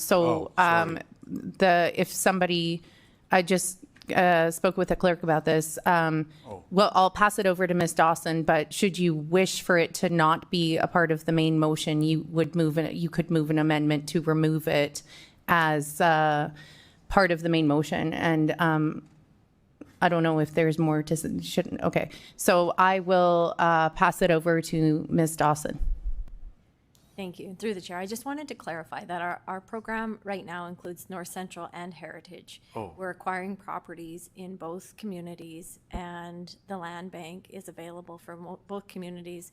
We have identified funds for community land trusts in both communities. The only thing that was different that we're talking about today is our recommendation within the report suggested a neighboring lot program within North Central, and the motion was moved to include a neighboring lot program within Heritage. So the neighboring lot program would come into effect if a property is available through the land bank and we don't have any interest from nonprofit builders, for-profit builders, land trusts, or any other social entity that may want to utilize the property. It would become available for the neighboring lot program. Okay. And is identified in Tier 4. So that's the only time that it would become available to the neighboring property for the uses identified. Okay. I guess my other question would be is why don't we just do this for the whole city? I mean, just say, you know what, this is a blanket, I guess, motion, or what we're going to approve is not for the whole city. Like, because you're saying we have criteria, you know, like 3 other steps before it would end up being where somebody could buy it for $500. You know, I guess I'm just wondering that. Why wouldn't we just expand it to the whole city? Thank you. And through And the not chair- that it would happen, you know, because land values in other parts of the city, but just similar to what you're sort of telling me now, that even in Heritage, there's already, you know, there's a matrix that we're going to follow, and it potentially wouldn't happen. But I guess my point is, why wouldn't this go cover the whole city? Thank you. And through the chair, the greatest needs are in the communities that we have identified in the program. Right. And those are where our revitalization efforts are currently occurring. And we're hoping to get traction and movement on our revitalization efforts in those neighborhoods. That's been supported through previous motions of council Okay. and directing our work in that respect. Right. That being said, there was a question before about capacity and making sure that we're able to manage the work. We can right now with those communities. If we expanded it broader, our impact may be less community-wide because we're spreading resources throughout the community. So we're suggesting that we, continue with the two neighborhoods that are identified within the program and really put our efforts towards revitalization. Okay. Okay. So you're saying now the 2 communities, because initially it was just the 1, but now it's okay. I guess you have capacity to handle the 2? Ms. Bryden wishes to speak. Go ahead, please. Thank you. Through the chair. So our affordable housing lands policy establishes lands that we're purchasing or acquiring within both North Central and the Heritage community. That's been approved by council. The only part that this report originally was recommending was this the opportunity for neighboring lot purchase. And we were kind of focusing that mainly in North Central, and partly that is due to the value of the lands within the Heritage community and the slower ability to acquire lands in the Heritage community. The motion before you now is just including both of the areas where we have the affordable lands policy already applied, and honestly, it creates some consistency with the rest of the affordable land policy work that we're doing. So I think as Mr. Nair spoke earlier about capacity and even the land availability that's coming on in Heritage, I think that we'll be able to manage and honestly, most of the work will end up in North Central in the immediate term, and then may move on to Heritage, or it may not get into Heritage if the property values can increase. But it's already, I guess my point is, it's already in place. We already have this in place. We're just putting this in words, I guess, what you're telling me. But through the chair, so we already have the affordable land policy in play for both North Central and Heritage. Yeah. The new piece is the adjacent property owners for that side lot program. All this, the motion before you is taking it and applying that in both North Central and Heritage, which is consistent with the other pieces of the program that we already have in place. Right. So if we don't approve, if it's not approved, then the side lot, the $500 cannot happen in Heritage. Is that what, That's correct. right? Yeah. But there's a good chance it won't happen because you're telling me the market values are so much different already anyways. Through the chair, I'm not going to say it won't happen. We'll see as we continue to bring on new lands. It's hard to predict what might happen with market values. I guess my question too is why wouldn't this been brought up immediately, Heritage and North Central at the same time? Through the chair, I'll refer that back to Ms. Dawson. Thank you. And through the chair, we had contemplated it within both communities. We felt that the greatest need was in North Central.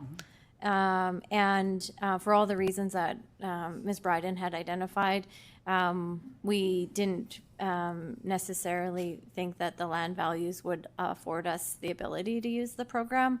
And we didn't have the quantity, or we don't anticipate having the quantity of lots within Heritage as we do within North Central.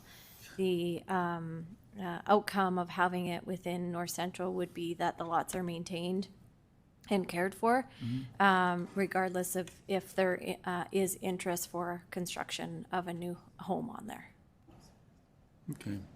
I just find it interesting. Anyways, okay, thank you. Councillor Rasovich, your other option, if that's a concern for you, is to ask for a separate vote on point 2. So, Sure, I'll ask for a is separate that what you'd vote. like? Okay. And anything further from you? Like, Nothing. okay, thank you. Next, I see Councillor Burton. I don't get it. Thank you, through the chair. Question to the administration first about the neighborhood side lot program on the purpose for that. It describes that people be able to expand their property, additional yard, garden space, addition to their home, construction of a secondary suite. Is there an expectation of what many people would do in these circumstances?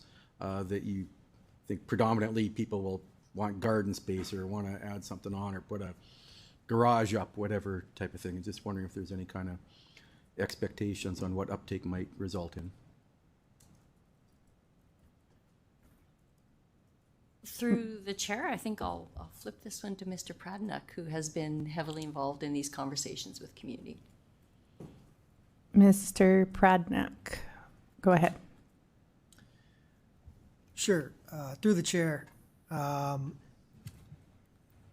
first thing that they could easily do if someone applied through the neighborhood side lot program is expand their yard space, their amenity space. They could fence it. They could also add an addition to their home. They could, if they have a lane behind them, they could add a garage, or perhaps we allow garage suites now, which would provide additional housing as well as increase property revenues for the city. I can speak to one particular case of a lot in North Central that the city now owns in the Housing Land Bank, where there's been an encampment, and the neighboring property owners is very motivated and excited about being available to add that to her lot and fence it to prevent from an encampment coming back. Currently, the property is actually fenced because the people who were there feel some kind of ownership over it, and they returned to it once the fence was taken down. So that's just one example of a unique case, but overall in North Central, there are so many vacant lots, over 370, around that number, that it would simply be impossible to build housing on every single one. So it's kind of like you're growing into those vacant lots through this program. Okay, thank you, through the chair. Are there any rules as to what they could do with it? Do they need to maintain it? They may own it, but if they fence it, do they have to maintain it, or any type of improvements that they might need to undertake? We are looking at controls, so similar to when we give away a lot for housing, there will be controls and development agreements, conditions for the sale. Similarly, with the neighborhood side lot program, the whole idea is to beautify and help revitalize the community. So we wouldn't want someone just to take it and put up like a chain link fence or something like that. We would like, to see that it's properly cared for, or else it doesn't really, meet some of the objectives. So we'll be having those kinds of conditions attached to those agreements as well. Thank you, through the chair. Yeah, I understand the idea of enhancing the neighborhood by one less vacant lot with overgrown weeds or stuff like that. Mr. Nair described that Heritage does have a slightly higher price than North Central, but I'll just double check. They are both modestly priced with that.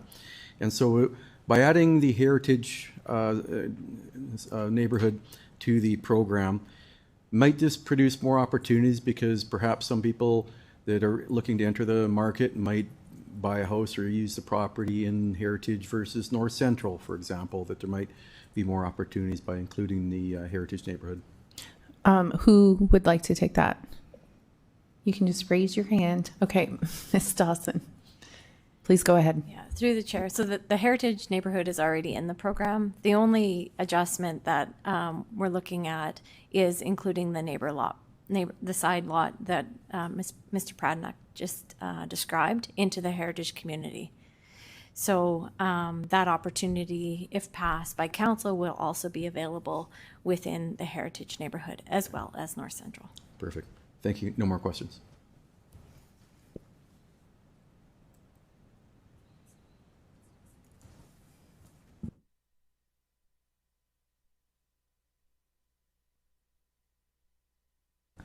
Okay, I see Mayor Bashinsky. I think you already spoke. You're looking to speak again.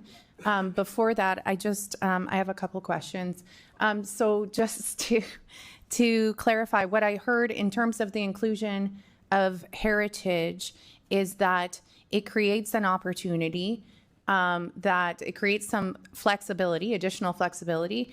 I've heard that it won't, that your first priority in relation to the side lot program is North Central. Including Heritage does not necessarily take away from that. It just provides that opportunity if and when it makes sense in the future. Is that accurate? And who would like to take that? Ms. Bryden? Go ahead. Thank you, through the chair. The short answer is yes. Okay. Also, another question I have is, can you just speak a bit more to the rationale for including for-profit builders and developers in this program? Because this is an amendment. So what was the administrative rationale, the rationale from administration about that, and whether that aligns with the community feedback and engagement that you've done regarding this program? Is that for you, Ms. Bryden?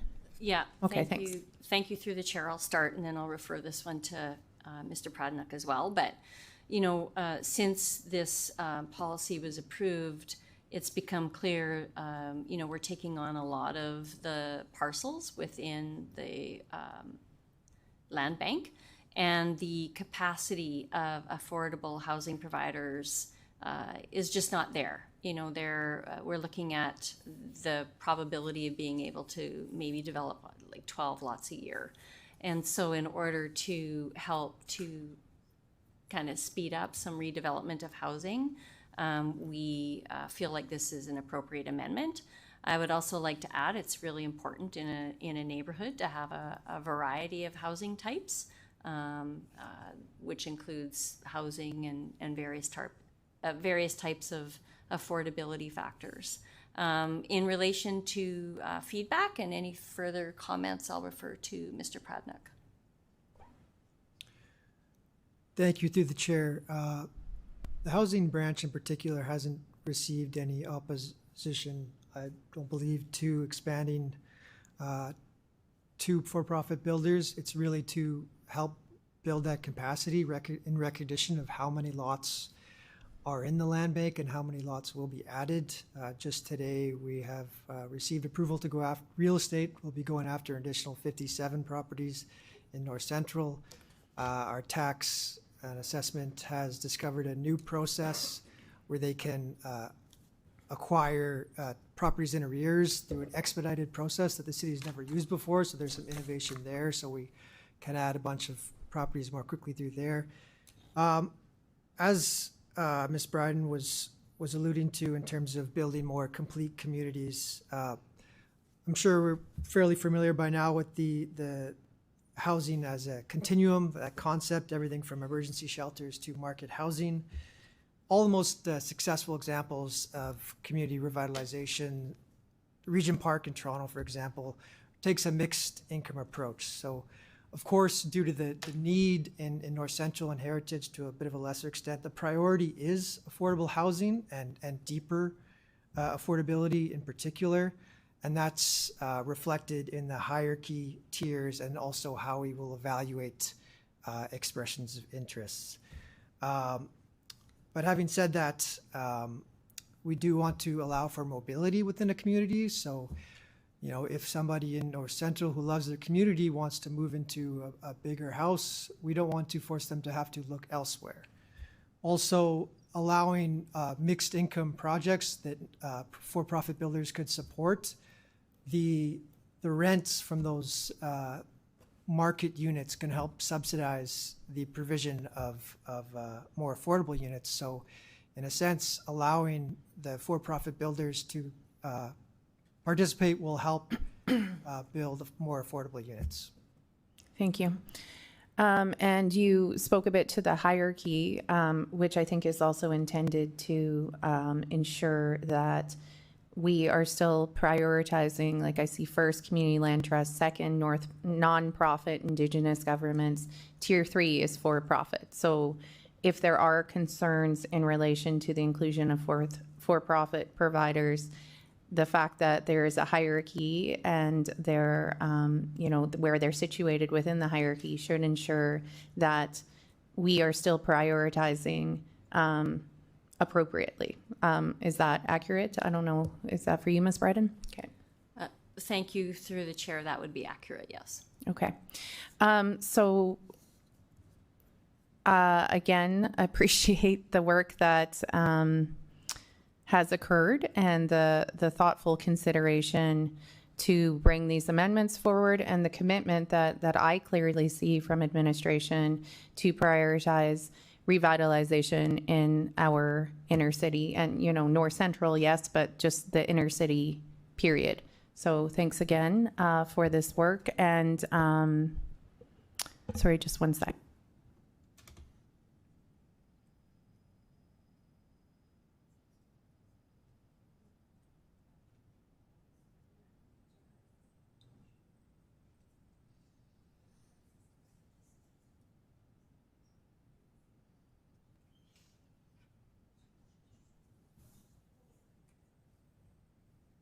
Okay, Councillor Radens, I'm going to go to you first because you haven't had a chance to speak yet. Oh, sorry, that's me. Go ahead, please. Parliamentary procedures. Thank you. Okay. Okay. So just on a personal level, you have made my year on this two topics this morning, to see us doing this incredible work to revitalize our city on so many levels. It is great to see, and thank you again for the great work, building up our community and bringing pride.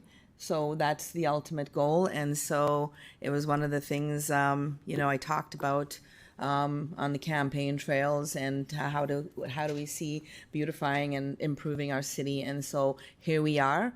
The wait was certainly worth it. And I just look forward to seeing how this is going to evolve and how it's going to improve, you know, this area that has been on the map on so many levels, nationally and internationally. And so it's good to see that we're doing this important work, and thank you for that. Thank you, Councillor Radins. Mayor Bashinsky, you've been waiting patiently. Please go ahead. It's all good. Thank you through the chair. Yeah, just two quick things, hopefully. So just to clarify, my understanding from the conversation around the heritage, adding the side lot program, everything else is already there. It's about saying that the side lot program, that tool of tier 4 would be available. But if, again, the market conditions of heritage are such that we didn't get to that, then it would be available. It could never be used, but it's there if something were to change or otherwise. Is that fair to say? Ms. Bryden, please go ahead. Through the chair, thank you. Yes. Okay, perfect. Thank you for that. So really, I don't see a huge change other than we're adding a tool that administration likely didn't bring forward because they didn't see the direction that heritage is going. They see that maybe that tool wouldn't primarily be used as frequent or at all. However, having the tool there doesn't change really our approach. It's actually the same approach. Through the chair, that's correct. Okay, perfect. Thank you for that. The last question I had that came up as I was going through the tiers, do we have a sense of timing as we work through the different tiers to see what that looks like? I'm just thinking about the example that I have of residents that are looking at the side lot program, just so they would know what to expect in terms of how we go through the tiers and the timing, if they were interested, what they would be waiting for. Thank you. Through the chair, I'll refer that question to Mr. Nair. Yes, through the chair. We have our first intake period that is closing September 22nd. So at that time, we will see what interest has been in, is there now, depending on the outcome of this report, could expand. So there still would be some time for some individuals who would fall into any of the new tiers to participate in the program, and we would make sure that we would get the information out. But the hope is that we will start reviewing the applications in after the period is closed, and that hopefully we will be doing the review and having properties in the hands of the potential new owners before the end of the year. Well, that's good news. So just in terms of the intake, sorry, I knew that was the last one, but now you made me think of another question. So with the tiers, are we intaking all of the tiers and then reviewing them all? And then if there's a tier 4 interest in a property, but no tier 1 through 3, does that accelerate the tier 4 through that intake? Is that kind of the process? Yes, through the chair. That's exactly what happens. So all the tiers are taken in, the interests are taken in at the same time. And once they're put together, we sort of identify them by each property. If there, say, was a property that had no expression of interest other than someone from tier 4, they would automatically be in a position to move on that property. Perfect. That is exactly the clarity I needed. Thank you very much. Thank you, Mayor Bashinsky.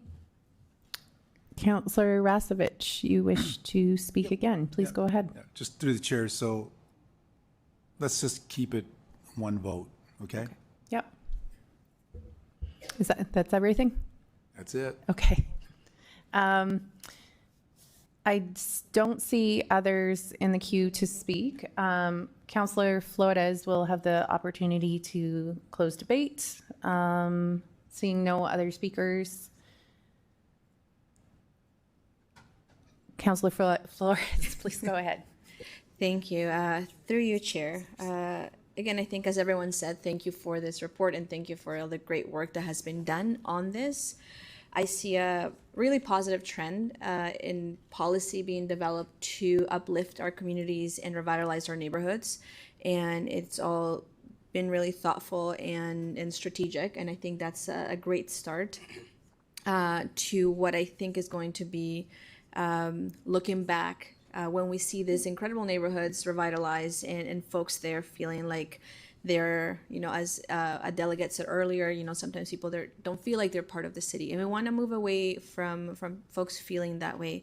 And I think initiatives like this and also the work that the grassroots communities in those neighborhoods do and the nonprofits and neighbors themselves are doing, it all contributes to that. So there's not one single thing that's going to change our inner city neighborhoods, but all these things put together do have a meaningful impact And I think because a big part of our discussion today was talking about the side lot program, I feel it's maybe a good opportunity for folks in administration to share a bit more about it, because this is not unique to Regina. It actually started about the 1970s. That's the when initiatives like that started in the U.S. But it's a way to deal with empty lands in neighborhoods like this. So maybe if someone could speak to the models that we've looked at when adding this to our strategy for revitalizing these neighborhoods.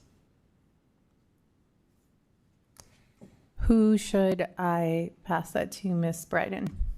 Through the chair, Mr. Nair can speak to that, please. Please go ahead, Mr. Nair. Yes, through the chair. Thank you for the question, Councillor. You're correct in that these programs have been deployed in a number of centers, and we looked at a number of models. Probably the most built out and the one with the longest track record is Detroit. And the progress that they have seen is absolutely remarkable. It has been a tremendous bonus to a city that was plagued with blocks of empty lots, and now the ownership by various individuals, including community groups, has literally transformed neighborhoods. So we have looked at other models, and at the end of the day, we saw that the Detroit model was the one that best suited are following their lead, but they've also got the track record and have had the times to figure out what works and what doesn't, and so we've taken away a lot of lessons from them. Fantastic. Thank you so much for that. So with that, looking through this report, I really appreciate the matrix that is there that prioritizes housing, prioritizes affordable housing, that looks at the existing resources we have through the land bank, through nonprofits, through Indigenous governments, through the folks that are there and living in those spaces. And when things are done for community by community, they're often more sustainable and more successful. So I'm really happy to see that we're supporting those models. And I'm really happy to see that these initiatives are giving the policy and ideally, as Councillor Fro said earlier, the resources necessary so they can be sustainable in the future. So I'm really glad to hear. I feel like I hear support from across the table here. And I invite folks in the community and in the city to look into land banks, to look into these programs that the city has, because they're great ways to keep improving our neighborhoods. And let's get to the vote. Okay, thank you. You just missed the 30-second warning. So I think, so yeah, we can call the vote, please. Thank you.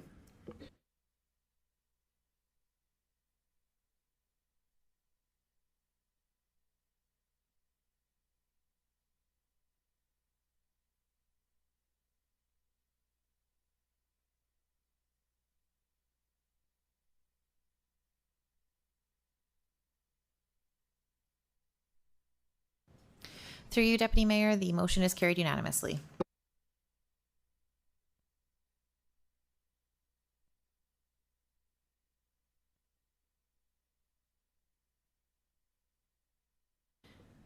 Okay, thank you. Can I have someone move a motion for private session? Councillor Radens, I'll call the question. Any opposed? Okay, carried.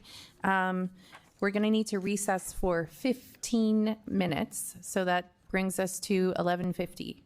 Thank you.